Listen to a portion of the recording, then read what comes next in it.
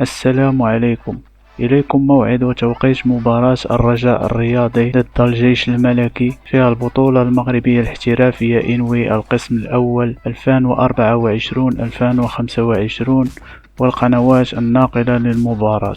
يحتل الجيش الملكي المركز الثاني برصيد 11 نقطة، بينما يحتل فريق الرجاء الرياضي المركز الثامن ب9 نقاط. ويستضيف ملعب العربي الزاولي بالدار البيضاء مباراة الرجاء الرياضي ضد الجيش الملكي يوم الثلاثاء 22 أكتوبر 2024 على تمام الساعة 8 مساء بتوقيت المغرب والجزائر، و10 مساء بتوقيت السعودية ومصر. أما بالنسبة للقنوات الناقلة فستبث المباراة على قناة الرياضية HD.